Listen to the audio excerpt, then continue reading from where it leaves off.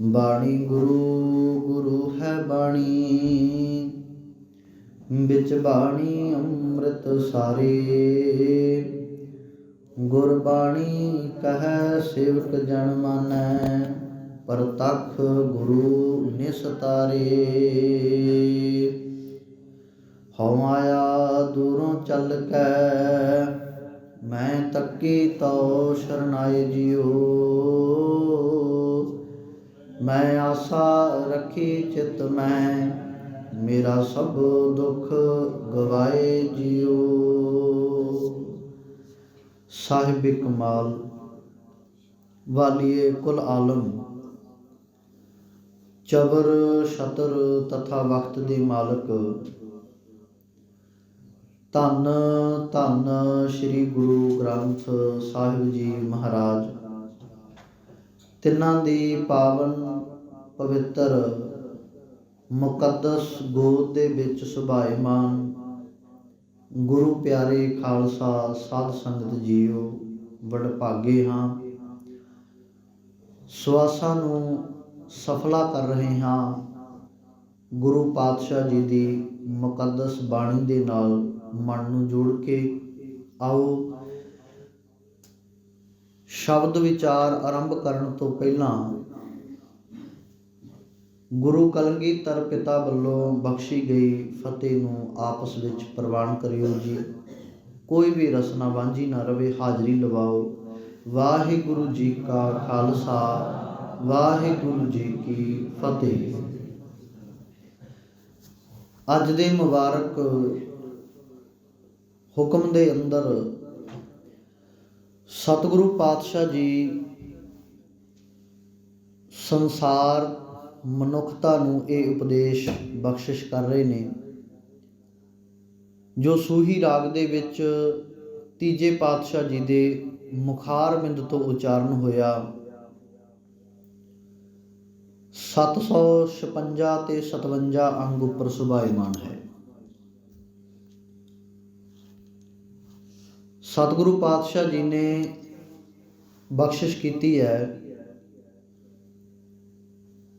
ਜਿਹੜਾ ਗੁਰਮੁਖ ਹੈ ਉਹ ਪਰਮਾਤਮਾ ਦੇ ਨਾਮ ਦੇ ਵਿੱਚ ਜੁੜ ਕੇ ਆਪਣਾ ਜੀਵਨ ਪੰਧ ਹੈ, ਜਿਹੜਾ ਜੀਵਨ ਦਾ ਰਸਤਾ ਹੈ ਉਹ ਤੈਅ ਕਰਦਾ ਹੈ, ਆਪਣੀ ਮੰਜ਼ਿਲ ਤੱਕ ਪਹੁੰਚ ਕਰਦਾ ਹੈ। ਤੇ ਜਿਹੜੇ ਐਸੇ ਗੁਰਮੁਖ ਪਿਆਰੇ ਨੇ, ਗੁਰੂ ਪਾਤਸ਼ਾਹ ਜੀ ਕਹਿੰਦੇ ਮੈਂ ਉਹਨਾਂ ਤੋਂ ਬਲਿਹਾਰਨੇ ਜਾਂਦਾ ਹਾਂ, ਵਾਰਨੇ ਜਾਂਦਾ ਹਾਂ, ਕੁਰਬਾਨ ਜਾਂਦਾ ਹਾਂ। ਮੈਂ ਐਸੇ ਗੁਰਸਿੱਖਾਂ ਤੋਂ ਸਦਕੇ ਜਾਂਦਾ ਹਾਂ ਜਿਹੜੇ ਉਸ ਅਕਾਲ ਪੁਰਖ ਪਰਮਾਤਮਾ ਜੀ ਦੀਆਂ ਦਾਤਾਂ ਦੇ ਵਿੱਚੋਂ ਉਸ ਦਾਤੇ ਨੂੰ ਯਾਦ ਕਰਦੇ ਨੇ। ਜਿਹੜਾ ਦਾਤਾਂ ਦੇਣ ਵਾਲਾ ਦਾਤਾ ਹੈ, ਅਕਸਰ ਸਾਡੀ ਮਨੁੱਖਤਾ ਦੀ ਇਹ ਫਿਤਰਤ ਹੈ ਕਿ ਦਾਤ ਪਿਆਰੀ ਵਿਸਰਿਆ ਦਾਤਾਰਾ। ਦਾਤ ਪਿਆਰੀ ਹੋ ਜਾਂਦੀ ਹੈ ਸਾਨੂੰ, ਪਰ ਉਹ ਦੇਣ ਵਾਲਾ ਦਾਤਾ ਹੈ ਜਿਹੜਾ ਉਹ ਵਿਸਰ ਜਾਂਦਾ, ਭੁੱਲ ਜਾਂਦਾ, ਚੇਤੇ ਵਿੱਚੋਂ ਹੀ ਨਿਕਲ ਜਾਂਦਾ। ਕਿਉਂਕਿ ਦਾਤ ਦੇ ਨਾਲ ਸਾਨੂੰ ਉਹਦੀਆਂ ਦਿੱਤੀਆਂ ਹੋਈਆਂ ਚੀਜ਼ਾਂ, ਵਸਤਾਂ, ਪਦਾਰਥਾਂ ਦੇ ਨਾਲ ਸਾਨੂੰ ਮੋਹ ਪੈ ਜਾਂਦਾ, ਪਿਆਰ ਪੈ ਜਾਂਦਾ ਹੈ। ਪਰ ਸਤਿਗੁਰੂ ਕਹਿੰਦੇ ਮੈਂ ਕੁਰਬਾਨ ਜਾਂਦਾ ਹਾਂ ਉਹਨਾਂ ਗੁਰਸਿੱਖਾਂ ਤੋਂ ਜਿਹੜੇ ਆਪਣਾ ਮਨ ਹਮੇਸ਼ਾ ਸਤਿਗੁਰੂ ਚਰਨਾਂ ਦੇ ਵਿੱਚ ਜੋੜ ਕੇ ਰੱਖਦੇ ਨੇ। ਗੁਰਮੁਖ ਹਰ ਹਰ ਨਾਮ ਜਪਨ, ਗੁਰੂ ਵੱਲ ਮੁੱਖ ਕਰਕੇ ਗੁਰੂ ਦੇ ਸਨਮੁਖ ਹੋ ਕੇ ਰਹਿਣ ਵਾਲੇ ਮਨੁੱਖ ਹਮੇਸ਼ਾ ਹੀ ਉਸ ਮਾਲਕ ਹਰੀ ਪਰਮਾਤਮਾ ਦਾ ਨਾਮ ਆਪਣੇ ਮਨ ਦੇ ਵਿੱਚ ਜਪਦੇ ਰਹਿੰਦੇ ਨੇ। ਹਉ ਤਿਨਕੈ ਬਲਿਹਾਰਨੈ, ਮਨ ਹਰ ਗੁਣ ਸਦਾ ਰਵਨ। ਕਹਿੰਦੇ ਮੈਂ ਉਹਨਾਂ ਤੋਂ ਸਦਾ ਬਲਿਹਾਰ ਜਾਂਦਾ ਹਾਂ, ਕੁਰਬਾਨ ਜਾਂਦਾ ਹਾਂ, ਸਦਕੇ ਜਾਂਦਾ ਹਾਂ, ਜਿਨ੍ਹਾਂ ਦਾ ਮਨ ਹਰ ਸਮੇਂ ਉਸ ਮਾਲਕ ਹਰੀ ਪਰਮਾਤਮਾ ਦੇ ਗੁਣਾਂ ਦੇ ਵਿੱਚ ਰਵਿਆ ਰਹਿੰਦਾ ਹੈ, ਰੰਗਿਆ ਰਹਿੰਦਾ ਹੈ। ਪਾਤਸ਼ਾਹ ਜੀ ਨੇ ਇੱਕ ਬਖਸ਼ਿਸ਼ ਹੋਰ ਕੀਤੀ ਹੈ। ਸਤਿਗੁਰੂ ਕਹਿੰਦੇ ਵੀ ਇਕੱਲਾ ਵਾਰਨੇ ਸਦਕੇ ਇਸੇ ਕਰਕੇ ਨਹੀਂ, ਵੀ ਉਹ ਨਾਮ ਆਪਣੇ ਮਨ ਦੇ ਵਿੱਚ ਟਿਕਾ ਲੈਂਦੇ ਨੇ। ਕਹਿੰਦੇ ਮੈਂ ਉਹਨਾਂ ਤੋਂ ਵੀ ਕੁਰਬਾਨ ਜਾਂਦਾ ਹਾਂ ਜਿਹੜੇ ਆਪ ਪਰਮਾਤਮਾ ਦੀਆਂ ਵਡਿਆਈਆਂ ਨੂੰ ਗਾਉਂਦੇ ਨੇ, ਜਪਦੇ ਨੇ ਤੇ ਹੋਰਾਂ ਨੂੰ ਜਪਾਉਂਦੇ ਨੇ, ਹੋਰਾਂ ਤੋਂ ਗਵਾਉਂਦੇ ਨੇ। ਜਿਹੜੇ ਰਲ ਕੇ ਮਿਲ ਕੇ ਬੈਠ ਕੇ ਸੰਗਤ ਦੇ ਵਿੱਚ ਜਿੰਨੇ ਵੀ ਆਪਣੇ ਮੁਖ ਤੋਂ ਨਾਮ ਜਪਦੇ ਨੇ, ਕਹਿੰਦੇ ਉਹਨਾਂ ਤੋਂ ਵੀ ਬਲਿਹਾਰਨੇ ਹਾਂ। ਕਿਉਂਕਿ ਮਾਲਕ ਪਰਮਾਤਮਾ ਜੀ ਦਾ ਨਾਮ ਜਪਣਾ ਆਤਮਾ ਦਾ ਨਿਰਮਲ ਹੋਣਾ ਹੈ ਤੇ ਨਾਮ ਜਪਾਉਣਾ ਇੱਕ ਪਰਮਹੰਸ ਦੀ ਅਵਸਥਾ ਹੈ, ਜਿੱਥੇ ਜਾ ਕੇ ਫਿਰ ਉਹ ਗੁਣਾਂ ਦੀ ਸਾਂਝ ਕਰਦਾ ਹੈ, ਔਗੁਣਾਂ ਨੂੰ ਛੱਡ ਦਿੰਦਾ ਹੈ। ਜਨ ਨਾਨਕ ਧੂੜ ਮੰਗੈ ਤਿਸ ਗੁਰ ਸਿੱਖ ਕੀ, ਜੋ ਆਪ ਜਪੈ ਅਵਰਾ ਨਾਮ ਜਪਾਵੇ। ਜਿਹੜਾ ਆਪ ਵੀ ਉਸ ਸੱਚੇ ਮਾਲਕ ਦੀਆਂ ਵਡਿਆਈਆਂ ਦੇ ਵਿੱਚ ਜੁੜਦਾ ਹੈ, ਹੋਰਾਂ ਨੂੰ ਉਹਨਾਂ ਵਡਿਆਈਆਂ ਦੇ ਨਾਲ ਜੋੜਦਾ ਹੈ, ਕਹਿੰਦੇ ਮੈਂ ਉਹਨਾਂ ਤੋਂ ਸਦਕੇ ਜਾਂਦਾ ਹਾਂ, ਕੁਰਬਾਨ ਜਾਂਦਾ ਹਾਂ।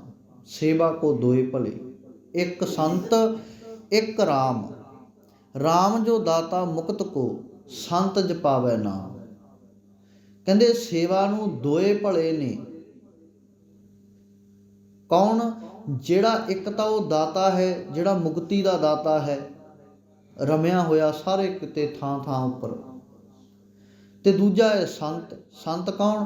ਜਿਹੜਾ ਸੰਗਤ ਵਿੱਚ ਬੈਠ ਕੇ ਨਾਮ ਜਪਦਾ ਹੈ ਤੇ ਜਪਾਉਂਦਾ ਹੈ, ਉਹ ਸੰਤ ਹੈ। ਉਹ ਹੁਣ ਸੰਤ ਕੋਈ ਵੀ ਹੋ ਸਕਦਾ, ਕੋਈ ਜ਼ਰੂਰੀ ਨਹੀਂ ਵੀ ਕੋਈ ਖਾਸ ਪਹਿਰਾਵੇ ਵਾਲਾ, ਹੱਥ ਵਿੱਚ ਮਾਲਾ ਰੱਖਣ ਵਾਲਾ ਤੇ ਗਲ ਵਿੱਚ ਮਾਲਾ ਪਾਉਣ ਵਾਲਾ ਵੀ ਸ਼ਾਇਦ ਉਹੀ ਸੰਤ ਹੈ। ਗੇਰੂਏ ਰੰਗ ਦੇ ਕੱਪੜੇ ਪਹਿਨਣ ਵਾਲਾ ਵੀ ਸ਼ਾਇਦ ਉਹੀ ਸੰਤ ਹੈ। ਕੋਈ ਨੰਗੇ ਪੈਰ ਰਹਿਣ ਵਾਲਾ ਵੀ ਸ਼ਾਇਦ ਚੱਪਲਾਂ ਤਿਆਗ ਦਿੱਤੀਆਂ, ਬੂਟ ਤਿਆਗ ਦਿੱਤੇ, ਗਰਮੀ ਸਰਦੀ ਵੀ ਸ਼ਾਇਦ ਉਹ ਸੰਤ ਹੈ। ਨਹੀਂ, ਕਹਿੰਦੇ ਇੱਥੇ ਤਪਦੀ ਹੋਈ ਲੋਹ ਦੇ ਕੋਲੇ ਬਹਿ ਕੇ ਲੰਗਰ ਪਕਾਉਣ ਵਾਲੀਆਂ ਮਾਈਆਂ ਵੀ ਸੰਤ ਨੇ, ਜੇਕਰ ਉਹਨਾਂ ਦੀ ਸੁਰਤ ਸੱਚੇ ਨਾਮ ਦੇ ਵਿੱਚ ਜੁੜੀ ਹੋਈ ਹੈ। ਭਾਂਡੇ ਮਾਂਜਣ ਵਾਲੇ, ਸੰਗਤਾਂ ਦੀ ਜੂਠ ਨੂੰ ਸਾਫ਼ ਕਰਨ ਵਾਲੇ ਵੀ ਸੰਤ ਨੇ, ਜੇਕਰ ਉਹਨਾਂ ਦੇ ਮਨ ਦੇ ਵਿੱਚ ਕੋਈ ਹੀਨ ਭਾਵਨਾ ਨਹੀਂ, ਸਿਰਫ ਨਾਮ ਹੈ, ਗੁਰੂ ਹੈ। ਫਿਰ ਉਹ ਲੰਗਰ ਵਰਤਾਉਣ ਵਾਲੇ ਵੀ ਸੰਤ ਨੇ, ਖਾਣ ਵਾਲੇ ਵੀ ਸੰਤ ਨੇ, ਸਫਾਈ ਕਰਨ ਵਾਲੇ ਵੀ ਸੰਤ ਨੇ, ਕੰਮਕਾਰ ਕਰਨ ਵਾਲੇ ਵੀ ਸੰਤ ਨੇ, ਜੇਕਰ ਉਹਨਾਂ ਦੀ ਜ਼ਿੰਦਗੀ ਦੇ ਵਿੱਚ ਇੱਕ ਸਹਾਰਾ, ਓਟ ਆਸਰਾ ਅਕਾਲ ਪੁਰਖ ਪਰਮਾਤਮਾ ਦੀ ਯਾਦ ਵਸੀ ਹੋਈ ਹੈ। ਉਹ ਸਾਰੇ ਸੰਤ ਨੇ। ਕਿਉਂਕਿ ਸੰਤ ਕੀ ਹੈ? ਜਿਹੜਾ ਨਾਮ ਜਪਦਾ ਤੇ ਹੋਰਾਂ ਨੂੰ ਜਪਾਉਂਦਾ, ਉਹ ਸੰਤ ਹੈ। ਹੁਣ ਇਹ ਸੰਤ ਕਿਤੇ ਵੀ ਕਿਸੇ ਵੀ ਰੂਪ ਦੇ ਵਿੱਚ ਹੋ ਸਕਦਾ, ਕੋਈ ਜ਼ਰੂਰੀ ਨਹੀਂ ਵੀ ਕੋਈ ਵਿਸ਼ੇਸ਼ ਸਰੀਰ ਹੀ ਸੰਤ ਬਣ ਸਕਦਾ, ਨਹੀਂ। ਜਿਹੜਾ ਬਾਣੀ ਨਾਲ ਜੁੜ ਗਿਆ, ਬਾਣੀ ਅਨੁਸਾਰ ਆਪਣਾ ਜੀਵਨ ਜਿਉਣ ਲੱਗ ਪਿਆ, ਜਿਹਦੇ ਵਿੱਚ ਗੁਣ ਆ ਗਏ, ਗੁਰੂ ਵਾਲਾ ਬਣ ਗਿਆ। ਇੱਕ ਤਾਂ ਗੁਰੂ ਵਾਲਾ ਬਣਨਾ ਤੇ ਇੱਕ ਜੀਵਨ ਗੁਰੂ ਵਾਲਾ ਬਣਾਉਣਾ। ਜਿਹਨੇ ਆਪਣਾ ਆਪ ਗੁਰੂ ਵਰਗਾ ਬਣਾ ਲਿਆ, ਫਿਰ ਸਤਿਗੁਰੂ ਪਾਤਸ਼ਾਹ ਜੀ ਕਹਿੰਦੇ ਵੀ ਉਹ ਮਨੁੱਖ ਹੈ ਜਿਹੜਾ ਉਹ ਬਾਣੀ ਦਾ ਰੂਪ ਹੀ ਬਣ ਜਾਂਦਾ। ਸਤਿਗੁਰ ਕੀ ਬਾਣੀ ਸਤ ਸਰੂਪ ਹੈ। ਸਤਿਗੁਰੂ ਕਹਿੰਦੇ ਕੀ ਕਰੀਏ? ਗੁਰਬਾਣੀ ਬਣੀਏ, ਗੁਰਬਾਣੀ ਬਣਨਾ। ਬਾਣੀ ਨੂੰ ਪੜ੍ਹ ਪੜ੍ਹ ਕੇ ਬਾਣੀ ਵਰਗਾ ਹੀ ਬਣ ਜਾਣਾ ਹੈ। ਫੇਰ ਹੀ ਹੈ ਜਿੱਥੇ ਜਾ ਕੇ ਸਾਰੇ ਭੇਦ ਮੁੱਕ ਜਾਣਗੇ, ਭਰਮ ਕੱਟੇ ਜਾਣਗੇ। ਹਰ ਜੀ ਸੂਖਮ ਅਗੰਮ ਹੈ, ਕਿਤ ਬਿਦ ਮਿਲਿਆ ਜਾਏ। ਕਹਿੰਦੇ ਹਰੀ ਪਰਮਾਤਮਾ ਹੈ ਨਾ ਜਿਹੜਾ, ਇਹ ਬਹੁਤ ਬਰੀਕ ਹੈ। ਸੂਖਮ ਦਾ ਅਰਥ ਹੁੰਦਾ ਬਰੀਕ, ਜਿਸ ਨੂੰ ਨੰਗੀ ਅੱਖ ਦੇ ਨਾਲ ਵੇਖਿਆ ਨਹੀਂ ਜਾ ਸਕਦਾ, ਅਦ੍ਰਿਸ਼ਟ ਹੈ, ਜਿਹੜਾ ਦਿਸਦਾ ਨਹੀਂ। ਉਹ ਮਾਲਕ ਪਰਮਾਤਮਾ ਅਗੰਮ ਹੈ, ਉਸ ਦੀ ਗੰਮਤਾ ਨੂੰ ਪਾਇਆ ਨਹੀਂ ਜਾ ਸਕਦਾ, ਉਸ ਤੱਕ ਪਹੁੰਚ ਨਹੀਂ ਕੀਤੀ ਜਾ ਸਕਦੀ। ਸਾਡੇ ਸਰੀਰ ਦੇ ਕਰਮ ਇੰਦਰੇ ਤੇ ਗਿਆਨ ਇੰਦਰੇ ਉਸ ਦਾਤੇ ਅਕਾਲ ਪੁਰਖ ਤੱਕ ਪਹੁੰਚ ਨਹੀਂ ਕਰ ਸਕਦੇ, ਉਹਦੇ ਤੱਕ ਪਹੁੰਚ ਨਹੀਂ ਸਕਦੇ ਜਿੰਦਾ ਜੀ। ਤੇ ਇਸ ਕਰਕੇ ਸਤਿਗੁਰੂ ਕਹਿੰਦੇ ਉਹ ਪਰਮਾਤਮਾ ਬਰੀਕ ਹੈ ਤੇ ਅਪਹੁੰਚ ਹੈ। ਉਹਨੂੰ ਦੇਖਿਆ ਨਹੀਂ ਜਾ ਸਕਦਾ, ਉਹਦੇ ਤੱਕ ਪਹੁੰਚਿਆ ਨਹੀਂ ਜਾ ਸਕਦਾ, ਅਪਹੁੰਚ ਹੈ। ਕਿਤ ਵਿਦ ਮਿਲਿਆ ਜਾਏ, ਸਤਿਗੁਰੂ ਕਹਿੰਦੇ ਫਿਰ ਕਿਹੜੇ ਤਰੀਕੇ ਨਾਲ ਉਸ ਪਰਮਾਤਮਾ ਨੂੰ ਮਿਲਿਆ ਜਾਵੇ? ਸਵਾਲ ਪੈਦਾ ਹੋ ਗਿਆ। ਕਿਉਂਕਿ ਗੁਰੂ ਪਾਤਸ਼ਾਹ ਜੀ ਨੇ ਵੇਖੋ ਸਵਾਲ ਜਿਹੜਾ ਨਾ ਜਪਜੀ ਸਾਹਿਬ ਦੀ ਬਾਣੀ ਦੇ ਵਿੱਚ ਪਹਿਲੀ ਪੌੜੀ ਦੇ ਵਿੱਚ ਹੀ ਸਵਾਲ ਕੀਤਾ। ਪਹਿਲਾ ਸਵਾਲ ਹੈ ਜਪਜੀ ਸਾਹਿਬ ਦੇ ਵਿੱਚ ਕਿ ਕਿਵ ਸਚਿਆਰਾ ਹੋਈ ਹੈ। ਦੂਜਾ ਸਵਾਲ ਹੈ ਕਿਵ ਕੂੜਾ ਟੁੱਟੇ ਪਾਲ। ਪਹਿਲਾ ਸਵਾਲ ਹੈ ਵੀ ਸੱਚੇ ਪਰਮਾਤਮਾ ਦੇ ਘਰ ਦੇ ਵਿੱਚ ਜਾਣ ਦੇ ਲਈ ਅਸੀਂ ਕਿਸ ਤਰੀਕੇ ਨਾਲ ਯੋਗ ਹੋ ਸਕਦੇ ਹਾਂ, ਕੁਐਸਚਨ ਮਾਰਕ ਸਵਾਲ ਵੀ ਗੁਰੂ ਪਾਤਸ਼ਾਹ ਜੀ ਅਸੀਂ ਸਚਿਆਰੇ ਕਿਵੇਂ ਹੋ ਸਕਦੇ ਹਾਂ। ਤੇ ਇਹ ਸੱਚੇ ਪਾਤਸ਼ਾਹ ਅਕਾਲ ਪੁਰਖ ਜੀ ਦੂਜਾ ਸਵਾਲ ਇਹ ਹੈ ਵੀ ਸਾਡੇ ਅੰਦਰੋਂ ਜਿਹੜੀ ਝੂਠ ਦੀ ਕੰਧ ਖੜੀ ਹੈ, ਝੂਠ ਦੀ ਦੀਵਾਰ ਖੜੀ ਹੈ, ਕਿਵੇਂ ਟੁੱਟੇਗੀ। ਪਾਲ ਦਾ ਅਰਥ ਹੈ ਕੰਧ, ਦੀਵਾਰ। ਕਹਿੰਦੇ ਜਿਹੜੀ ਝੂਠ ਦੀ ਆ, ਕੂੜ ਦੀ ਕੰਧ ਹੈ, ਕੂੜ ਦਾ ਅਰਥ ਹੈ ਝੂਠ। ਕਹਿੰਦੇ ਉਹ ਕੰਧ ਟੁੱਟੇਗੀ ਕਿਵੇਂ, ਕਿ ਉਹ ਕੂੜਾ ਟੁੱਟਾ ਪਾਲ, ਇਹ ਕਿਵੇਂ ਟੁੱਟੇਗੀ। ਸਤਿਗੁਰੂ ਕਹਿੰਦੇ ਹੁਕਮ ਰਜਾਈ ਚੱਲਣਾ। ਕਹਿੰਦੇ ਪਰਮਾਤਮਾ ਦੇ ਹੁਕਮ ਦੇ ਵਿੱਚ ਚੱਲ, ਰਜਾ ਵਾਲੇ ਦੇ ਹੁਕਮ ਦੇ ਵਿੱਚ ਰਹਿ, ਹਮੇਸ਼ਾ ਉਹਦੇ ਹੁਕਮ ਤੋਂ ਬਾਹਰ ਨਾ ਜਾ। ਬਸ ਤੂੰ ਇਹ ਮੰਨ ਵੀ ਜੋ ਕੁਝ ਹੋ ਰਿਹਾ ਉਹ ਚੰਗੇ ਲਈ ਹੋ ਰਿਹਾ, ਉਹਦੇ ਹੋਣ ਦੇ ਪਿੱਛੇ ਭਲਾਈ ਹੈ, ਕੋਈ ਨੁਕਸਾਨ ਨਹੀਂ। ਬੇਸ਼ੱਕ ਸਾਹਮਣੇ ਤੈਨੂੰ ਇੰਜ ਪ੍ਰਤੀਤ ਹੋਵੇ ਵੀ ਤੇਰਾ ਨੁਕਸਾਨ ਹੋ ਰਿਹਾ, ਤੈਨੂੰ ਘਾਟਾ ਪੈ ਰਿਹਾ, ਪਰ ਇਹਦੇ ਪਿੱਛੇ ਵੀ ਪਰਮਾਤਮਾ ਦੀ ਰਜਾ ਏ ਵੀ ਤੈਨੂੰ ਆਉਣ ਵਾਲਾ ਸਮਾਂ ਜਿਹੜਾ ਏ, ਆਉਣ ਵਾਲਾ ਵਕਤ ਹੈ ਜਿਹੜਾ ਇਹ ਵਧੀਆ ਹੋਵੇਗਾ ਜੇਕਰ ਤੂੰ ਰਜਾ ਵਿੱਚ ਹੈ ਤਾਂ। ਕਿਉਂਕਿ ਰਜਾ ਵਿੱਚ ਰਹਿਣਾ ਹੀ ਹੈ ਨਾ। ਫਿਰ ਕੀ ਹੋਵੇਗਾ। ਸਤਿਗੁਰੂ ਪਾਤਸ਼ਾਹ ਜੀ ਕਹਿੰਦੇ ਕੇਤਿਆਂ ਦੁੱਖ ਭੂਖ ਸਦ ਮਾਰ, ਇਹ ਭੇ ਦਾਤ ਤੇਰੀ ਦਤਾਰ। ਜਦੋਂ ਉਹਦੀ ਰਜਾ ਵਿੱਚ ਰਹਿਣ ਲੱਗ ਪਏ ਸਤਿਗੁਰੂ ਕਹਿੰਦੇ ਉਦੋਂ ਕਿਰਪਾ ਹੋ ਜਾਣੀ ਹੈ, ਬਖਸ਼ਿਸ਼ ਹੋ ਜਾਣੀ ਹੈ ਵੀ ਫਿਰ ਉਹ ਮਾਲਕ ਪਰਮਾਤਮਾ ਦੇ ਦਰ ਦੇ ਉੱਤੇ ਤੇਰੀ ਅਰਦਾਸ ਜੋਦੜੀ ਬਣ ਜਾਣੀ ਹੈ ਵੀ ਸ਼ੁਕਰ ਹੈ ਦਾਤਾ ਤੂੰ ਮੈਨੂੰ ਕੋਈ ਦੁੱਖ ਤਕਲੀਫ ਦੇ ਕੇ ਵੀ ਯਾਦ ਕੀਤਾ। ਵੇਖੋ ਨਾ ਕਿੰਨੇ ਸੰਸਾਰ ਦੇ ਵਿੱਚ ਲੋਕ ਹੁੰਦੇ ਆ, ਤੁਰੇ ਜਾਂਦੇ ਆ, ਲੰਘ ਜਾਂਦੇ ਆ। ਇੱਕ ਹੁੰਦਾ ਵੀ ਜਾਣ ਕੇ ਬੰਦੇ ਨੂੰ ਵਿੱਚ ਵੱਜ ਕੇ ਲੰਘਦਾ, ਜਾਣ ਕੇ ਛੇੜ ਕੇ ਲੰਘਦਾ। ਉਹਦਾ ਅਰਥ ਹੁੰਦਾ ਨਾ ਵੀ ਜਾਣ ਬੁੱਝ ਕੇ ਉਹਨੂੰ ਪਤਾ ਵੀ ਇਹ ਤੁਰਿਆ ਆਉਂਦਾ, ਇਹਨੂੰ ਹੁਣ ਛੇੜਨਾ, ਇਹਨੂੰ ਹੁਣ ਤੰਗ ਕਰਨਾ, ਇਹਨੂੰ ਪਰੇਸ਼ਾਨ ਕਰਨਾ, ਇਹਦੇ ਵਿੱਚ ਟੱਕਰ ਮਾਰਨੀ ਹੈ, ਮੋਢਾ ਮਾਰਨਾ ਜਾਂ ਧੱਫਾ ਮਾਰਨਾ, ਵੀ ਇਹਨੂੰ ਮੈਂ ਨੁਕਸਾਨ ਪਹੁੰਚਾਉਣਾ। ਹੁਣ ਸੋਚ ਕੇ ਵੇਖੋ ਇਸੇ ਲਫ਼ਜ਼ਾਂ ਨੂੰ ਪਰਮਾਤਮਾ ਜੀ ਦੇ ਉੱਤੇ ਵੀ ਪਰਮਾਤਮਾ ਜੀ ਕਹਿੰਦੇ ਵੀ ਚੱਲ ਤੁਰਿਆ ਫਿਰਦਾ, ਇਹਨੂੰ ਥੋੜ੍ਹਾ ਜਿਹਾ ਦੁੱਖ ਤਕਲੀਫ ਦੇ ਕੇ ਦੇਖੀਏ। ਇਹਦਾ ਮਤਲਬ ਸਾਨੂੰ ਪਰਮਾਤਮਾ ਵੇਖ ਰਿਹਾ ਨਾ, ਸਾਨੂੰ ਵੇਖ ਰਿਹਾ ਦੁੱਖ ਤਕਲੀਫਾਂ ਦੇ ਵਿੱਚ ਲੈ ਕੇ ਵੀ ਇਹ ਕਿੰਨਾ ਕੁ ਡੋਲਦਾ ਤੇ ਕਿੰਨਾ ਕੁ ਅਡੋਲ ਰਹਿੰਦਾ। ਮਨ ਹੈ, ਮਨੁੱਖੀ ਮਨ ਹੈ। ਮਨੁੱਖ ਇਸ ਸੰਸਾਰ ਦੀਆਂ ਕਦਰਾਂ ਕੀਮਤਾਂ ਦੇ ਵਿੱਚ ਆ ਕੇ ਕਈ ਵਾਰ ਬਹਿਣ ਦੇ ਵਿੱਚ ਬਹਿ ਜਾਂਦਾ, ਡੁੱਬ ਜਾਂਦਾ, ਡੋਲ ਜਾਂਦਾ। ਪਰ ਜਿਹਨੇ ਮਨ ਨੂੰ ਟਿਕਾ ਲਿਆ, ਥਿਰ ਕਰ ਲਿਆ, ਉਹ ਟਿਕ ਜਾਵੇਗਾ। ਫਿਰ ਉਹ ਦੁੱਖਾਂ ਤਕਲੀਫਾਂ ਨੂੰ ਵੀ ਇਹ ਮੰਨੇਗਾ ਵੀ ਉਸ ਪਰਮਾਤਮਾ ਦੀ ਦਾਤ ਹੀ ਹੈ। ਕੇਤਿਆਂ ਦੁੱਖ ਭੂਖ ਸਦ ਮਾਰ, ਇਹ ਭੇ ਦਾਤ ਤੇਰੀ ਦਾਤਾਰ। ਇਹ ਦਾਤਾਰ ਜੀ ਸ਼ੁਕਰ ਹੈ ਵੀ ਤੂੰ ਮੈਨੂੰ ਕਿਸੇ ਬਹਾਨੇ ਤਾਂ ਯਾਦ ਕਰ ਰਿਹਾ ਨਾ, ਚਾਹੇ ਤੰਗ ਕਰਕੇ ਹੀ ਕਰ ਰਿਹਾ, ਕੋਈ ਗੱਲ ਨਹੀਂ, ਕੋਈ ਬਿਮਾਰੀ ਦੇ ਰਿਹਾ, ਕੋਈ ਰੋਗ ਦੇ ਰਿਹਾ, ਕੋਈ ਨੁਕਸਾਨ ਕਰਕੇ ਹੀ ਮੈਨੂੰ ਦੇਖ ਰਿਹਾ ਤੂੰ ਵੀ ਇਹ ਕਿੱਥੇ ਕੁ ਖੜਦਾ ਏ। ਵੇਖੋ ਨਾ ਹੁਣ ਗੁਰੂ 10ਵੇਂ ਪਾਤਸ਼ਾਹ ਜੀ ਵੇਖ ਹੀ ਰਹੇ ਨੇ ਸਾਹਮਣੇ। ਸੂਈਏ ਨੇ ਆ ਕੇ ਦੱਸ ਦਿੱਤਾ, ਕਹਿੰਦਾ ਜੀ ਪਹਾੜੀ ਰਾਜਿਆਂ ਨੇ ਇੱਕ ਹਾਥੀ ਨੂੰ ਸ਼ਰਾਬ ਪਿਆ ਕੇ ਮਸਤ ਕਰ ਦਿੱਤਾ, ਨਸ਼ੇ ਵਿੱਚ ਧੁੰਨ ਕਰ ਦਿੱਤਾ, ਉਹਦੇ ਮੱਥੇ 'ਤੇ ਤਵੀਆਂ ਬੰਨ੍ਹ ਦਿੱਤੀਆਂ, ਉਹਦੇ ਸਰੀਰ ਉੱਤੇ ਲੋਹਾ ਮੜ੍ਹ ਦਿੱਤਾ ਤੇ ਉਹਨੂੰ ਕਿਲੇ ਦੀ ਕੰਧ ਤੋੜਨ ਦੇ ਲਈ ਭੇਜਿਆ ਜਾ ਰਿਹਾ ਵੀ ਕਿਲੇ ਦਾ ਦਰਵਾਜ਼ਾ ਤੋੜ ਦਿੱਤਾ ਜਾਵੇ, ਦਰਵਾਜ਼ਾ ਨਾ ਟੁੱਟਿਆ ਤੇ ਕੰਧ ਤੋੜ ਦਿੱਤੀ ਜਾਵੇ। ਤੇ ਗੁਰੂ ਪਾਤਸ਼ਾਹ ਜੀ ਕਹਿੰਦੇ ਕੋਈ ਗੱਲ ਨਹੀਂ। ਫਿਰ ਕੀ ਹੋ ਗਿਆ, ਜੇ ਉਹਨਾਂ ਕੋਲੇ ਹਾਥੀ ਹੈ ਸਾਡੇ ਕੋਲੇ ਵੀ ਹਾਥੀ ਹੈਗਾ। ਸਾਰੇ ਵੇਖਣ ਲੱਗ ਪਏ ਵੀ ਆਪਣੇ ਕੋਲੇ ਕਿਹੜਾ ਇੱਕ ਹਾਥੀ ਹੈ, ਪ੍ਰਸ਼ਾਦੀ ਹਾਥੀ, ਵੀ ਇਹ ਇੰਨਾ ਤਕੜਾ ਨਹੀਂ ਹੈ, ਇਹ ਇੰਨਾ ਬਲਵਾਨ ਨਹੀਂ ਵੀ ਜਿੰਨਾ ਉਹ ਬਲਵਾਨ ਹੈ। ਉਹ ਕਹਿੰਦੇ ਨਹੀਂ ਪਿਆਰਿਓ, ਵੀ ਸਾਡੇ ਕੋਲੇ ਕੋਈ ਜਾਨਵਰ ਹਾਥੀ ਨਹੀਂ, ਸਾਡੇ ਕੋਲੇ ਬੰਦੇ ਹਾਥੀਆਂ ਵਰਗੇ ਨੇ ਜਿਹੜੇ ਉਸ ਹਾਥੀ ਦੇ ਨਾਲ ਟੱਕਰ ਲੈ ਸਕਦੇ ਨੇ। ਹੁਣ ਪਰਖ ਹੈ ਗੁਰੂ ਦੇ ਦਰਬਾਰ ਦੇ ਵਿੱਚ। ਸਤਿਗੁਰੂ ਪਾਤਸ਼ਾਹ ਜੀ ਨੂੰ ਪੁੱਛਿਆ, ਕਹਿੰਦੇ ਜੀ ਕੌਣ ਹੈ ਉਹ? ਕਹਿੰਦੇ ਆਪਣਾ ਦੁਨੀ ਚੰਦ। ਤੇ ਉਦੋਂ ਦੁਨੀ ਚੰਦ ਨੂੰ ਪਤਾ ਲੱਗਿਆ ਲੰਗਰ ਹਾਲ ਦੇ ਵਿੱਚ ਬੈਠਾ ਸੀ, ਉਹਨੂੰ ਜਦੋਂ ਸੁਨੇਹਾ ਮਿਲਿਆ ਵੀ ਗੁਰੂ ਪਾਤਸ਼ਾਹ ਜੀ ਨੇ ਤੈਨੂੰ ਬੁਲਾਇਆ ਤੇ ਤੇਰੇ ਲਈ ਇੱਕ ਕੰਮ ਆਇਆ ਵੀ ਪਹਾੜੀ ਰਾਜਿਆਂ ਨੇ ਇੱਦਾਂ ਹਾਥੀ ਨੂੰ ਸ਼ਰਾਬ ਪਿਆ ਕੇ ਲੋਹਾ ਉਹਦੇ ਬੰਨ੍ਹ ਕੇ ਸੁੰਡ ਦੇ ਵਿੱਚ ਤਲਵਾਰ ਦੇ ਕੇ ਤੇ ਉਹਨੂੰ ਉੱਥੋਂ ਭਜਾਇਆ ਜਾ ਰਿਹਾ ਤੇ ਕਿਲੇ ਦਾ ਦਰਵਾਜ਼ਾ ਤੋੜਨਾ, ਪਰ ਦਰਵਾਜ਼ਾ ਟੁੱਟਣ ਤੋਂ ਪਹਿਲਾਂ ਕਿਲੇ ਦਾ ਦਰਵਾਜ਼ਾ ਖੋਲ੍ਹ ਕੇ ਤੈਂ ਉਸ ਹਾਥੀ ਨੂੰ ਸਿੱਟਣਾ। ਉਹਨੂੰ ਭਰੋਸਾ ਨਹੀਂ ਸੀ ਗੁਰੂ ਤੇ, ਹੈ ਤਾਂ ਗੁਰੂ ਦੇ ਕੋਲ ਰਹਿੰਦਾ ਸੀ, ਗੁਰੂ ਕੇ ਲੰਗਰਾਂ ਦੇ ਵਿੱਚ ਸੇਵਾ ਕਰਦਾ ਸੀ, ਖਾਂਦਾ ਸੀ, ਉੱਥੇ ਪਹਿਨਦਾ ਸੀ, ਸਾਰਾ ਕੁਝ ਕਰਦਾ ਸੀ, ਪਰ ਗੁਰੂ ਤੇ ਭਰੋਸਾ ਨਹੀਂ ਸੀ। ਜਦੋਂ ਗੁਰੂ ਨੇ ਕਹਿ ਦਿੱਤਾ ਵੀ ਸਾਡੇ ਕੋਲੇ ਹਾਥੀ ਹੈਗਾ, ਸਾਡਾ ਦੁਨੀ ਚੰਦ, ਉਹ ਏਡੀ ਵੱਡੀ ਬਖਸ਼ਿਸ਼ ਹੀ ਬਹੁਤ ਆ, ਗੁਰੂ ਦੇ ਮੁਖ ਤੇ ਉਹਦਾ ਨਾਮ ਆਇਆ, ਪਰ ਉਹ ਕਮਲੇ ਤੋਂ ਉਹ ਗੁਰੂ ਦੀ ਰਜ਼ਾ ਹੀ ਨਹੀਂ ਸਮਝੀ ਗਈ, ਉਹ ਬਖਸ਼ਿਸ਼ ਹੀ ਨਹੀਂ ਸਮਝੀ ਗਈ ਤੇ ਕੰਧ ਟੱਪ ਕੇ ਭੱਜਣ ਲੱਗਿਆ। ਲੱਤ ਟੁੱਟ ਗਈ, ਲੱਤ ਘੜੀਸਦਾ ਘਰੇ ਪਹੁੰਚਿਆ। ਇਤਿਹਾਸ ਕਹਿੰਦਾ ਸੱਪ ਲੜ ਕੇ ਮਰ ਗਿਆ।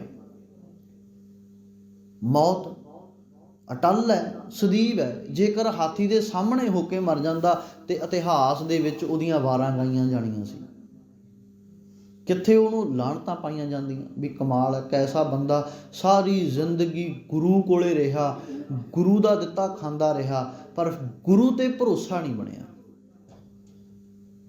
ਤੇ ਹੁਣ ਵਿਚਾਰ ਸੋਚ ਕੇ ਵੇਖੀਏ ਵੀ ਸਾਡਾ ਭਰੋਸਾ ਗੁਰੂ ਤੇ ਬਣ ਗਿਆ, ਕਿਉਂਕਿ ਗੁਰੂ ਤਾਂ ਕਦੇ ਵੀ ਕਿਸੇ ਵੀ ਪੇਪਰ ਵਿੱਚ ਪਾ ਸਕਦਾ, ਪਰਖ ਕੋਈ ਵੀ ਕਰ ਸਕਦਾ, ਪਰਖ ਦੀ ਕੋਈ ਸੀਮਾ ਨਹੀਂ। ਗੁਰੂ ਦੇ ਹਜ਼ੂਰ ਪਰਖ ਦੀ ਕੋਈ ਸੀਮਾ ਨਹੀਂ ਵੀ ਕਿੱਥੇ ਤੱਕ ਤੂੰ ਪਰਖਿਆ ਜਾਣਾ, ਬੰਦ ਕੱਟ ਕੇ ਪਰਖਿਆ ਜਾਣਾ, ਚਰਖੜੀਆਂ ਤੇ ਚਾੜ ਕੇ ਪਰਖਿਆ ਜਾਣਾ, ਕਿ ਖੋਪੜ ਲਹਾ ਕੇ ਪਰਖਿਆ ਜਾਣਾ। ਪਰਖ ਹੈ, ਇਹ ਨਹੀਂ ਪਤਾ ਤੇਰੇ ਸਾਹਮਣੇ ਤੇਰੇ ਪੁੱਤ ਦਾ ਛਾਤੀ ਪਾੜ ਕੇ ਤੜਫਦਾ ਹੋਇਆ ਦਿਲ ਕੱਢ ਕੇ ਤੇਰੇ ਮੂੰਹ ਵਿੱਚ ਪਾ ਦਿੱਤਾ ਜਾਵੇ। ਪਰਖ ਹੈ ਗੁਰੂ ਦੀ, ਪਰਖ ਹੈ। ਆਪਾਂ ਮੀਰ ਮਨੂੰ ਦੀ ਜੇਲ੍ਹ ਦੀ ਗੱਲ ਕੀਤੀ, ਪਰਖ ਹੈ ਵੀ ਇਹ ਨਹੀਂ ਪਤਾ ਤੇਰੇ ਬੱਚੇ ਨੂੰ ਉਤਾਂਹ ਸੁੱਟ ਕੇ ਥੱਲੇ ਨੇਜੇ ਵਿੱਚ ਪਰੋ ਦਿੱਤਾ ਜਾਵੇ। ਪਰਖ ਹੈ, ਪਰਖ ਸਕਦਾ ਗੁਰੂ। ਬੱਚਿਆਂ ਦੇ ਟੋਟੇ ਕਰ ਗਲਾਂ ਦੇ ਵਿੱਚ ਪਰੋ ਕੇ ਹਾਰ ਬਣਾ ਕੇ ਪਾ ਦਿੱਤਾ ਜਾਵੇ ਮਾਂ ਦੇ। ਪਰਖ ਹੈ, ਪਰਖ ਸਕਦਾ ਦਾਤਾ। ਤੇ ਜਦੋਂ ਸਤਿਗੁਰੂ ਪਾਤਸ਼ਾਹ ਜੀ ਨੇ ਪਤਾ ਲੱਗਿਆ ਵੀ ਕਹਿੰਦੇ ਜੀ ਦੁਨੀ ਚੰਦ ਤਾਂ ਸੁਣ ਕੇ ਹੀ ਭੱਜ ਗਿਆ, ਉਹ ਕਹਿੰਦੇ ਕੋਈ ਗੱਲ ਨਹੀਂ, ਉਹ ਗਿਆ, ਉਹ ਹੁਣ ਗਿਆ। ਕਹਿੰਦੇ ਕੋਈ ਗੱਲ ਨਹੀਂ, ਆਪਣੇ ਕੋਲੇ ਇੱਕ ਹੋਰ ਹਾਥੀ ਹੈਗਾ, ਅਸੀਂ ਉਹਨੂੰ ਉਸ ਹਾਥੀ ਦੇ ਨਾਲ ਪੜ੍ਹਾਵਾਂਗੇ, ਟਕਰਾਵਾਂਗੇ।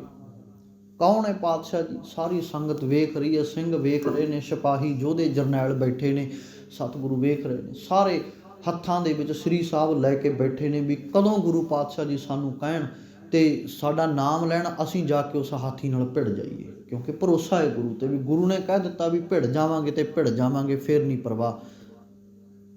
ਕਹਿੰਦੇ ਕੌਣ ਹੈ ਸਤਿਗੁਰੂ? ਸਤਿਗੁਰੂ ਕਹਿੰਦੇ ਆ ਬਚਿੱਤਰ ਸਿੰਘ। ਖੜਾ ਹੋ ਬਚਿੱਤਰ ਸਿੰਘ। ਕਿੰਨਾ ਕੱਦ? 4.5 ਫੁੱਟ ਦਾ ਕੱਦ ਇਤਿਹਾਸ ਨੇ ਲਿਖਿਆ। ਛੋਟੇ ਜਿਹੇ ਕੱਦ ਦਾ, ਪਤਲੇ ਜਿਹੇ ਸਰੀਰ ਦਾ, ਕੋਈ ਉੱਚਾ ਲੰਮਾ ਨਹੀਂ, ਕੋਈ ਜੁੱਸਿਆਂ ਵਾਲਾ ਨਹੀਂ, ਕੋਈ ਵੱਡੇ ਚੌੜੇ ਸਰੀਰ ਵਾਲਾ ਨਹੀਂ, ਇੱਕ ਮਰੀਅਲ ਜਾਂ ਕਹਿ ਲਈਏ ਵੀ ਪਤਲੇ ਜਿਹੇ ਸਰੀਰ ਦਾ ਉਹ ਯੋਧਾ ਸੂਰਮਾ ਹੈ। ਪਾਤਸ਼ਾਹ ਜੀ 7 ਬਚਨ। ਸਤਿਗੁਰੂ ਕਹਿੰਦੇ ਲੜ ਲਵੇਂਗਾ ਹਾਥੀ ਨਾਲ? ਪਾਤਸ਼ਾਹ ਜੀ ਕਹਿੰਦੇ ਪਾਤਸ਼ਾਹ ਜੀ ਮੈਂ ਕੌਣ ਆ ਉਸ ਦੇ ਨਾਲ ਭਿੜਨ ਵਾਲਾ? ਤੂੰ ਹੈ, ਤੂੰ ਹੀ ਆਪਣੀ ਬਖਸ਼ਿਸ਼ ਕਰਕੇ ਉਸ ਦੇ ਨਾਲ ਪੜਾਉਣਾ ਹੈ। ਮੇਰੇ ਵਿੱਚ ਕੋਈ ਤਾਕਤ ਨਹੀਂ, ਮੇਰੇ ਵਿੱਚ ਕੋਈ ਹਿੰਮਤ ਨਹੀਂ, ਮੇਰੇ ਵਿੱਚ ਨਹੀਂ ਕੋਈ ਤਾਕਤ ਹੈ ਵੀ ਮੈਂ ਉਸ ਹਾਥੀ ਨਾਲ ਭਿੜ ਜਾਵਾਂ, ਪਰ ਤੇਰੀ ਬਖਸ਼ਿਸ਼ ਹੈ ਦਾਤਾ, ਤੇਰੀ ਕਿਰਪਾ ਦੇ ਸਦਕਾ ਮੈਂ ਉਹ ਹਾਥੀ ਨੂੰ ਪਾੜ ਕੇ ਵਿੱਚ ਦੀ ਲੰਘ ਜਾਵਾਂਗਾ। ਤੇ ਫਿਰ ਇਤਿਹਾਸ ਗਵਾਹ ਹੈ ਕਿ ਨਾਗਣੀ ਘੋੜੇ ਦੀਆਂ ਰਕਾਬਾਂ ਦੇ ਵਿੱਚ ਖੜੇ ਹੋ ਕੇ ਹਾਥੀ ਦੇ ਮੱਥੇ ਵਿੱਚ ਇੰਝ ਮਾਰੀ ਵੀ ਉਹ ਤਵੀ ਦੇ ਵਿੱਚ ਦੀ ਲੰਘਦੀ ਹੋਈ ਮੱਥਾ ਪਾੜ ਦਿੱਤਾ ਉਹਦਾ, ਤੇ ਉਹ ਨਾਗਣੀ ਸੀ ਜਿਹੜੀ ਉਹ ਮੂਹਰੋਂ ਟੁੱਟ ਗਈ ਮੱਥੇ ਦੇ ਵਿੱਚ, ਤੇ ਉਹ ਹਾਥੀ ਮਸਤ ਹੋਇਆ, ਚਾਂਗਰਾ ਮਾਰਦਾ, ਜ਼ਖਮ ਨਾ ਸਹਾਰਦਾ ਹੋਇਆ ਮੱਥੇ ਦਾ, ਉਹ ਪਿਛਾਂਹ ਨੂੰ ਭੱਜ ਲਿਆ। ਉਹ ਪਹਾੜੀ ਰਾਜਿਆਂ ਨੂੰ ਦਰੜ ਕੇ, ਉਹਦੀ ਸੈਨਾ ਨੂੰ ਦਰੜ ਕੇ ਲੰਘ ਗਿਆ। ਜਿਹੜੇ ਦੂਜਿਆਂ ਉੱਤੇ ਚੜਾ ਕੇ ਲੈ ਕੇ ਆਏ ਸੀ ਉਹ ਆਪ ਹੀ ਮਾਰੇ ਗਏ ਉਹਦੇ ਨਾਲ। ਗੁਰੂ ਦੇ ਉੱਤੇ ਭਰੋਸਾ ਤੇ ਗੁਰੂ ਦੀ ਬਖਸ਼ਿਸ਼ ਹੈ। ਹੁਣ ਸਵਾਲ ਹੈ ਵੀ ਇਹ ਸਤਿਗੁਰੂ ਪਾਤਸ਼ਾਹ ਜੀ ਵੀ ਕਿਵੇਂ ਤੈਨੂੰ ਮਿਲਿਆ ਜਾ ਸਕਦਾ ਹੈ। ਕਿਤ ਬਿਧ ਮਿਲਿਆ ਜਾਏ, ਕਿਵੇਂ ਤੈਨੂੰ ਮਿਲਿਆ ਜਾ ਸਕਦਾ ਹੈ। ਸਤਿਗੁਰੂ ਕਹਿੰਦੇ ਗੁਰ ਕੈ ਸ਼ਬਦ ਭਰਮ ਕੱਟੀਐ। ਮਿਲਣ ਦੀ ਨਿਸ਼ਾਨੀ ਹੈ ਵੀ ਤੇਰੇ ਅੰਦਰ ਭਰਮ ਭੁਲੇਖੇ ਜਿਹੜੇ ਪੈਦਾ ਹੋਏ ਨੇ ਨਾ, ਪਹਿਲਾਂ ਇਹਨਾਂ ਨੂੰ ਕੱਟਣਾ ਪਵੇਗਾ। ਇਹ ਕੱਟੇ ਕਿਵੇਂ ਜਾਣਗੇ? ਗੁਰੂ ਦੇ ਸ਼ਬਦ ਦੇ ਨਾਲ ਜੁੜ ਕੇ ਹੀ ਕੱਟੇ ਜਾਣਗੇ।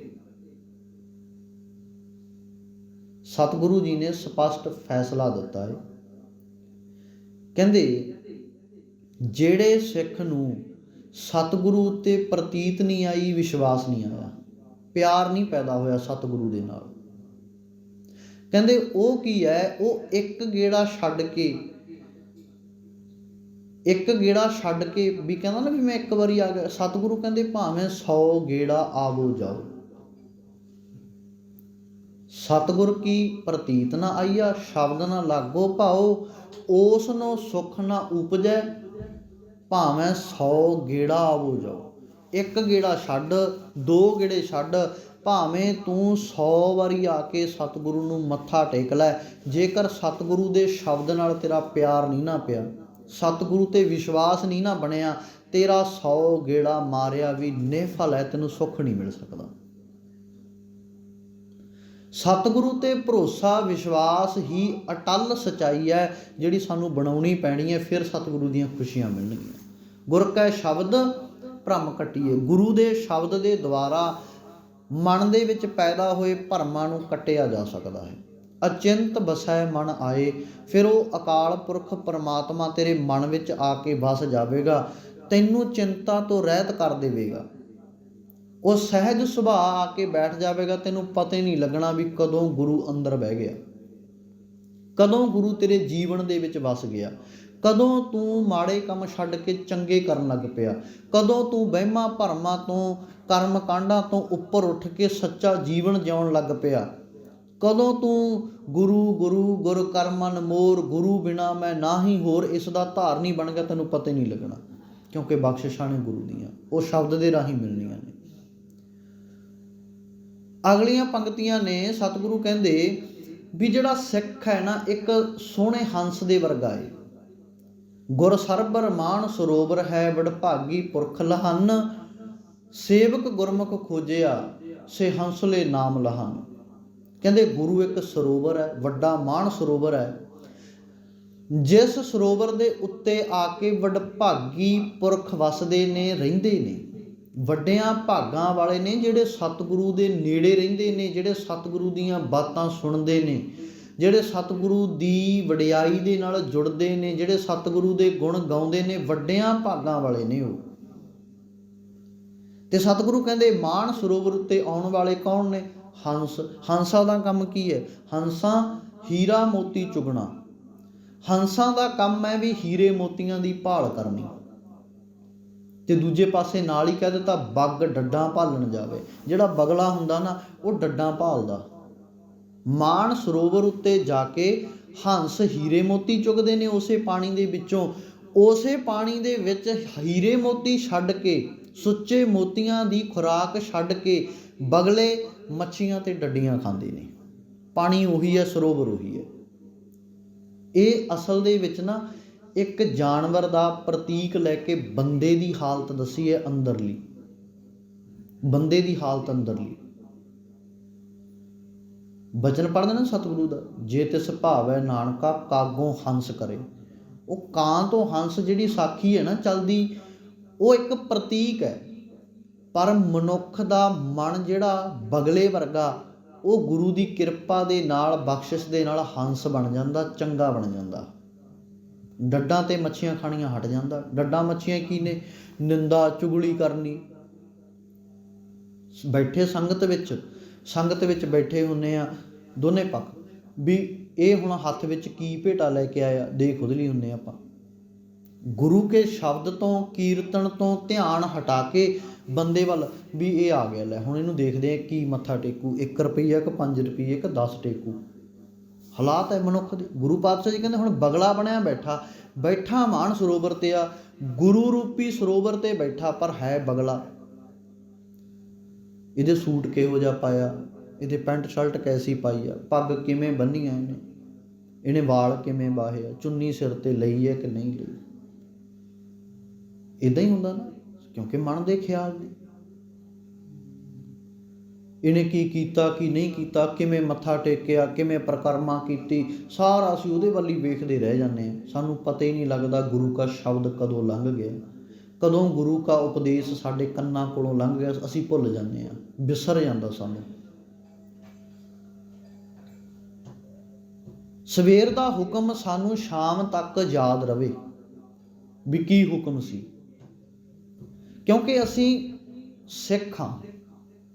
ਅਸੀਂ ਗੁਰੂ ਦੀ ਹਜ਼ੂਰੀ ਵਿੱਚ ਆ ਕੇ ਬੈਠਦੇ ਹਾਂ ਤੇ ਸਾਨੂੰ ਕੋਈ ਬਾਹਰ ਨਿਕਲਦਿਆਂ ਨੂੰ, ਜਿਹੜਾ ਕੋਈ ਨਹੀਂ ਆ ਸਕਦਾ, ਕੋਈ ਬਜ਼ੁਰਗ ਹੈ ਵੀ ਨਹੀਂ ਗੁਰੂ ਘਰ ਆ ਸਕਦਾ, ਲੰਘਿਆਂ ਜਾਂਦਿਆਂ ਨੂੰ ਪੁੱਛਦੇ, ਪੁੱਤ ਕਿੱਥੋਂ ਆਇਆ? ਆਪਾਂ ਕੀ ਜੀ, ਗੁਰਦੁਆਰਾ ਸਾਹਿਬ ਤੋਂ। ਅੱਛਾ, ਗੁਰਦੁਆਰਾ ਸਾਹਿਬ ਤੋਂ ਆਇਆ, ਅੱਜ ਗੁਰੂ ਦਾ ਹੁਕਮ ਕੀ ਆਇਆ ਸੀ? ਅਸੀਂ ਉੱਥੇ ਸੋਚੀ ਪੈ ਜਾਈਏ, ਸੋਚਣ ਲੱਗ ਪਈਏ ਵੀ ਹੁਕਮ ਆਇਆ ਤਾਂ ਹੋਣਾ, ਕੋਈ ਅੱਜ ਪ੍ਰਕਾਸ਼ ਕੀਤਾ ਵਾ ਗੁਰੂ ਸਾਹਿਬ ਦਾ, ਪਰ ਮੈਨੂੰ ਪਤਾ ਨਹੀਂ।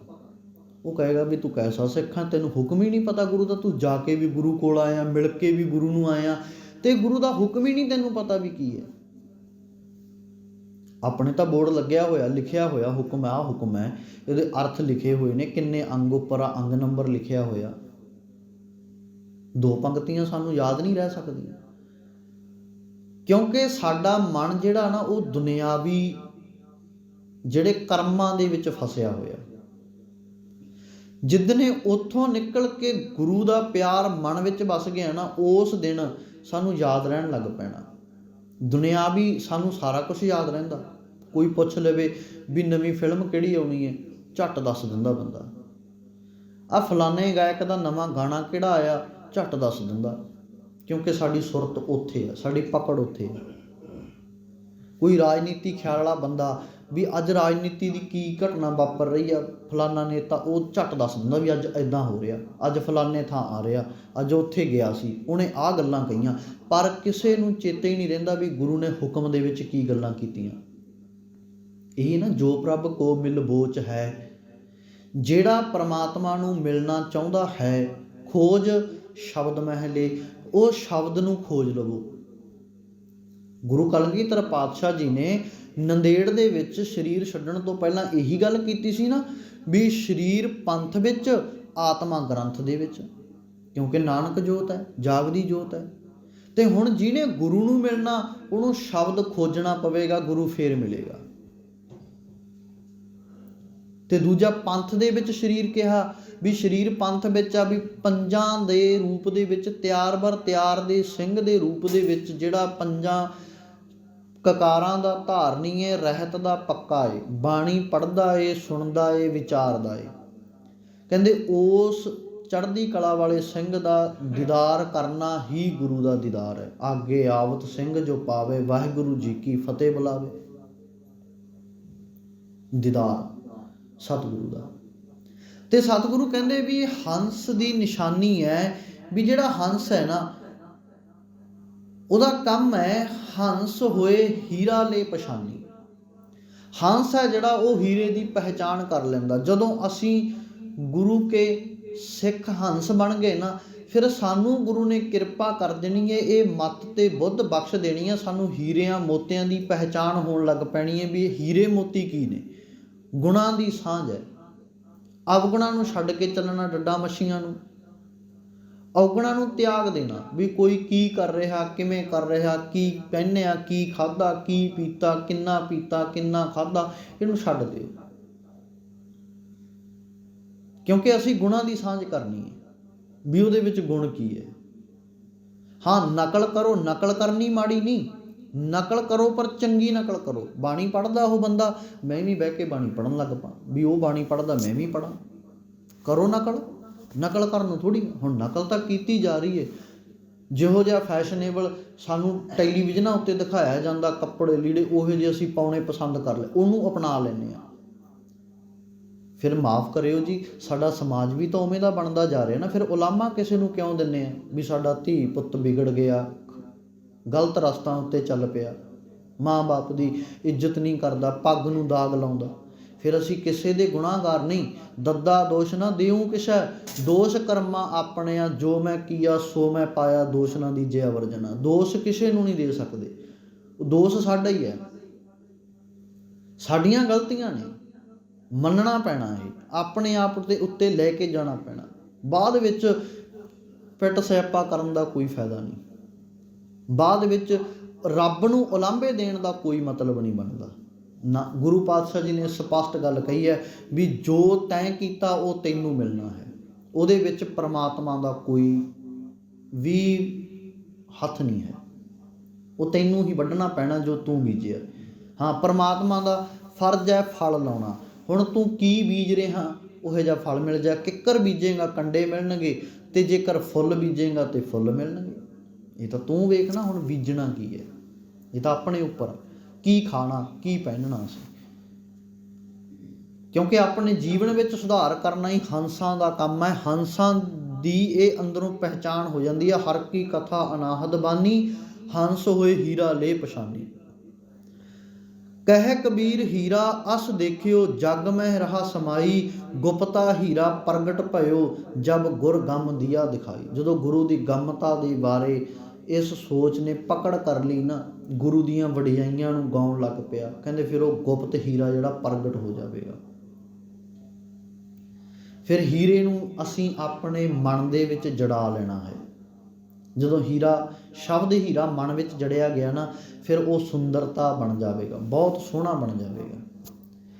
ਇਹ ਹੈ ਹੰਸ ਦੀ ਨਿਸ਼ਾਨੀ। ਸਤਿਗੁਰੂ ਕਹਿੰਦੇ ਹੁਣ ਕੀ ਹੋਇਆ, ਤੀਜੇ ਪਾਤਸ਼ਾਹ ਜੀ ਦੇ ਬਚਨ ਨੇ ਵੀ, ਕਹਿੰਦੇ ਮੈਂ ਜਾਣਿਆ ਬੜ ਹੰਸ ਹੈ ਤਾਂ ਮੈਂ ਕੀਆ ਸੰਗ। ਹੁਣ ਇਹ ਵੀ ਹੈ ਇੱਕ ਪੱਖ ਵੀ ਕਈ ਵਾਰ ਦੇਖਣ ਨੂੰ ਬੰਦਾ ਹੰਸ ਲੱਗਦਾ, ਦੇਖਣ ਨੂੰ ਗੁਰਸਿੱਖ ਲੱਗਦਾ, ਕਕਾਰੀ ਹੈ, 5 ਕਕਾਰ ਧਾਰਨ ਕੀਤੇ ਨੇ, ਗੁਰੂ ਘਰ ਵੀ ਆਉਂਦਾ, ਪਾਠ ਵੀ ਕਰਦਾ, ਕੀਰਤਨ ਵੀ ਕਰਦਾ, ਮੇਰੇ ਵਰਗਾ ਬਹਿ ਕੇ ਕਥਾ ਵੀ ਕਰਦਾ। ਪਰ ਜਦੋਂ ਬੰਦਾ ਉਸ ਦੇ ਨੇੜੇ ਹੋ ਜਾਂਦਾ ਨਾ, ਉਸ ਦੇ ਨਾਲ ਵਿਚਰਨਾ ਚਾਹੁੰਦਾ ਵੀ ਮੈਂ ਇਹਦਾ ਸੰਗ ਕਰਕੇ ਮੈਂ ਵੀ ਚੰਗਾ ਗੁਰਸਿੱਖ ਬਣ ਜਾਵਾਂ, ਪਰ ਉਹਨੂੰ ਨਾਲ ਚੱਲ ਕੇ ਕਈ ਵਾਰ ਕੁਝ ਐਸੀਆਂ ਗੱਲਾਂ ਉਹਦੀਆਂ ਪਤਾ ਲੱਗ ਜਾਂਦੀਆਂ ਨੇ ਜਿਹਦੇ ਨਾਲ ਫਿਰ ਉਹਦਾ ਜਿਹੜਾ ਮੁਖੜਾ ਹੈ ਉਹ ਮੁੜ ਜਾਂਦਾ ਏ। ਉਹਨੂੰ ਨਮੋਸ਼ੀ ਝੱਲਣੀ ਪੈਂਦੀ ਹੈ, ਉਦਾਸੀ ਸਹਿਣੀ ਪੈਂਦੀ ਹੈ ਵੀ ਮੈਂ ਜਾਣਿਆ ਬੜ ਹੰਸ ਹੈ ਤਾਂ ਮੈਂ ਕੀਆ ਸੰਗ, ਪਰ ਹੈ ਕੀ ਸੀ, ਜੇ ਜਾਣਾ ਬੱਗ ਬੱਪੜਾ, ਜਨਮ ਨਾ ਦੇਂਦੀ ਅੰਗ। ਕਹਿੰਦੇ ਫਿਰ ਮੈਂ ਇਹਨੂੰ ਕਦੇ ਵੀ ਆਪਣਾ ਸੰਗ ਨਾ ਦਿੰਦਾ, ਜੇ ਮੈਨੂੰ ਪਤਾ ਲੱਗ ਜਾਂਦਾ ਪਹਿਲਾਂ ਹੀ ਵੀ ਇਹ ਬਗਲਾ ਹੰਸ ਨਹੀਂ ਹੈ। ਬਣਨਾ ਹੰਸ ਸਾਰਿਆਂ ਨੇ ਆ, ਅਤੇ ਹੰਸ ਬਣਨ ਦੇ ਲਈ ਸਾਨੂੰ ਬੰਦੇ ਨਾਲ ਨਹੀਂ, ਸਾਨੂੰ ਗੁਰੂ ਨਾਲ ਜੁੜਨਾ ਪਵੇਗਾ। ਸਾਡਾ ਜੋੜ ਗਲਤ ਹੈ, ਸਾਡਾ ਜੋੜ ਗਲਤ ਹੋ ਰਿਹਾ, ਇਸੇ ਕਰਕੇ ਸਾਨੂੰ ਨਮੋਸ਼ੀ ਝੱਲਣੀ ਪੈਂਦੀ ਹੈ। ਜਦੋਂ ਸਾਨੂੰ ਦੂਜੇ ਕਿਸੇ ਬੰਦੇ ਦੀ ਕੋਈ ਨਾ ਕੋਈ ਗਲਤੀ ਮਿਲ ਜਾਂਦੀ ਹੈ ਨਾ, ਫਿਰ ਅਸੀਂ ਸਿੱਖੀ ਨੂੰ ਉਹਦੇ ਨਾਲ ਤੋਲ ਦਿੰਦੇ ਹਾਂ ਵੀ ਲੈ ਆਹ ਸਿੱਖੀ ਹੈ, ਇਹ ਤਾਂ ਆਹ ਕੁਛ ਕਰਦਾ ਫਿਰਦਾ। ਨਹੀਂ, ਸਿੱਖੀ ਨੂੰ ਅਸੀਂ ਉਹਦੇ ਨਾਲ ਨਹੀਂ ਤੋਲ ਸਕਦੇ। ਸਿੱਖੀ ਨੂੰ ਅਪਣਾਉਣ ਦੇ ਲਈ, ਪਾਉਣ ਦੇ ਲਈ ਸਾਨੂੰ ਗੁਰੂ ਨੂੰ ਹੀ ਜੁੜਨਾ ਪਵੇਗਾ, ਗੁਰੂ ਨਾਲ ਹੀ ਜੁੜਨਾ ਪਵੇਗਾ। ਹਾਂ, ਉਸ ਗੁਰੂ ਨਾਲ ਜੁੜਿਆਂ ਸਾਡੀ ਜ਼ਿੰਦਗੀ ਦੇ ਵਿੱਚੋਂ ਬੁਰਾਈਆਂ ਦੂਰ ਹੋ ਜਾਣਗੀਆਂ, ਚੰਗਿਆਈਆਂ ਆ ਜਾਣਗੀਆਂ। ਫਿਰ ਗੁਣਾਂ ਦੀ ਸਾਂਝ ਹੋ ਜਾਵੇਗੀ। ਸਾਂਝ ਕਰੀਜੈ ਗੁਣਾ ਕੇਰੀ, ਛੋੜ ਅਵਗਣ ਚੱਲੀਏ। ਸਾਨੂੰ ਪਤਾ ਲੱਗ ਜਾਵੇਗਾ ਵੀ ਹਾਂ ਅਵਗਣ ਛੱਡ ਦੇ। ਸਿਖਾਉਂਦਾ ਰਹਿ, ਦੱਸਦਾ ਰਹਿ ਵੀ ਕਿਵੇਂ ਜ਼ਿੰਦਗੀ ਜਿਉਣੀ ਹੈ ਅਤੇ ਕਿੱਥੇ ਕੋਈ ਘਾਟ ਹੈ। ਹਰ ਕੀ ਕੀਮਤ ਨਾ ਪਵੇ, ਹਰ ਜਸ ਲਿਖਣ ਨਾ ਜਾਏ। ਉਹਦੀ ਕੀਮਤ ਨਹੀਂ ਪਾਈ ਜਾ ਸਕਦੀ, ਉਹਦਾ ਜਸ ਲਿਖਿਆ ਨਹੀਂ ਜਾ ਸਕਦਾ। ਗੁਰ ਕੈ ਸ਼ਬਦ ਮਨ ਤਨ ਰਪੈ, ਹਰ ਸਿਉ ਰਹਿ ਸਮਾਏ। ਫਿਰ ਹਰੀ ਪਰਮਾਤਮਾ ਜੀ ਦੇ ਨਾਲ ਹਮੇਸ਼ਾ ਰੰਗਿਆ ਰਹੇ। ਇਹੀ ਸੱਚੀ ਜਿਹੜੀ ਸੇਵਾ ਹੈ ਸਤਿਗੁਰੂ ਦੇ ਚਰਨਾਂ ਵਿੱਚ। ਤੇ ਗੁਣ ਕੀ ਸਾਂਝ ਸੁਖ ਉਪਜੈ, ਸੱਚੀ ਭਗਤ ਕਰੇਨ। ਗੁਣਾਂ ਦੀ ਸਾਂਝ ਦੇ ਨਾਲ ਹੀ ਸੱਚੀ ਭਗਤੀ ਪੈਦਾ ਹੋ ਸਕਦੀ ਹੈ, ਔਗੁਣਾਂ ਨਾਲ ਨਹੀਂ, ਸਿਰਫ ਗੁਣਾਂ ਦੇ ਨਾਲ। ਸੱਚ ਬਣਜੇ ਗੁਰ ਸ਼ਬਦ ਸਿਉ, ਲਾਹਾ ਨਾਮ ਲੈਣ। ਗੁਰੂ ਕਾ ਸ਼ਬਦ ਬਣਜ ਕੇ ਉਹਦਾ ਵਪਾਰ ਕਰਨਾ ਹੀ ਉੱਤਮ ਜਿਹੜਾ ਫਲ ਹੈ। ਇਸ ਤੋਂ ਬਿਨਾਂ ਹੋਰ ਕੋਈ ਫਲ ਨਹੀਂ ਪਾਇਆ ਜਾ ਸਕਦਾ। ਭਾਈ ਗੁਰਦਾਸ ਜੀ ਵੀ ਸਾਨੂੰ ਇਹੀ ਸਮਝਾਉਂਦੇ ਨੇ ਵੀ ਆਪਣਾ ਜੀਵਨ ਚੰਗਾ ਬਣਾ ਲੈ, ਨਿਰਮਲ ਕਰ ਲੈ। ਉਪਦੇਸ਼ ਦਿੱਤਾ ਹੈ ਪਾਣੀ ਤੋਂ ਕਿ ਇੱਕ ਪਾਣੀ ਨੂੰ ਵੇਖ ਲੈ। ਧਰਤੀ ਅੰਦਰ ਜਲ ਵਸੈ, ਜਲ ਬਹੁ ਰੰਗੀ ਰਸੀ ਮਿਲੰਦਾ। ਜਿਉਂ ਜਿਉਂ ਕੋਈ ਚਲਾਏਂਦਾ, ਨੀਵਾਂ ਹੋਏ ਨਿਵਾਣ ਚਲੰਦਾ। ਧੁੱਪੈ ਤੱਤਾ ਹੋਏ ਕੈ, ਛਾਵੇਂ ਠੰਡਾ ਹੋਏ ਰਹੰਦਾ।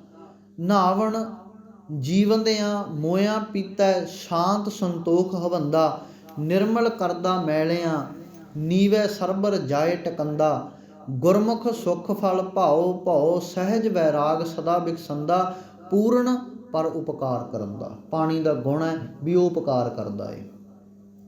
ਤੇ ਪਾਣੀ ਤੋਂ ਸਿੱਖਿਆ ਦਿੱਤੀ ਹੈ ਸਾਨੂੰ ਵੀ ਤੂੰ ਵੀ ਉਸ ਪਾਣੀ ਦੇ ਵਾਂਗੂ ਹੋ ਜਾ, ਤੇ ਪਾਣੀ ਦੇ ਵਾਂਗੂ ਤੂੰ ਦੂਜਿਆਂ ਦਾ ਪਰ ਉਪਕਾਰ ਕਰ। ਪਾਣੀ ਦੇ ਦੋ ਗੁਣ ਨੇ, ਕਦੇ ਤੱਤਾ ਹੋ ਜਾਣਾ, ਕਦੇ ਠੰਡਾ ਹੋ ਜਾਣਾ। ਅਸੀਂ ਉਹ ਨਹੀਂ ਧਾਰਨ ਕਰਨਾ, ਅਸੀਂ ਸੀਤਲਤਾ ਵਾਲਾ ਗੁਣ ਧਾਰਨ ਕਰਨਾ। ਪਾਣੀ ਸੀਤਲ ਹੈ, ਜਿਹੜਾ ਵੀ ਪਾਣੀ ਨੂੰ ਪੀਂਦਾ ਉਹਦੀ ਤ੍ਰੇਹ ਨੂੰ ਮਿਟਾ ਦਿੰਦਾ, ਤਿੱਖ ਬੁੱਝ ਜਾਂਦੀ ਹੈ, ਅੰਦਰੋਂ ਤ੍ਰੇਹ ਮਿਟ ਜਾਂਦੀ ਹੈ, ਸ਼ਾਂਤੀ ਮਿਲ ਜਾਂਦੀ ਹੈ, ਠੰਡਕ ਮਿਲ ਜਾਂਦੀ ਹੈ। ਸਿੱਖ ਦੇ ਅੰਦਰ ਪਾਣੀ ਦਾ ਇਹ ਗੁਣ ਹੋਣਾ ਚਾਹੀਦਾ, ਠੰਡਕ ਵਾਲਾ, ਵੀ ਜਦੋਂ ਕਿਸੇ ਨੂੰ ਮਿਲੇ ਉਹਨੂੰ ਮਿਲ ਕੇ ਉਹਦੇ ਮਨ ਨੂੰ ਤਸੱਲੀ ਹੋਵੇ ਵੀ ਹਾਂ ਮੈਂ ਕਿਸੇ ਗੁਰਸਿੱਖ ਨੂੰ ਮਿਲਿਆ ਸੀ। ਫੇਰ ਹੀ ਸਤਿਗੁਰੂ ਸਾਡੇ ਉੱਤੇ ਕਿਰਪਾ ਕਰਨਗੇ।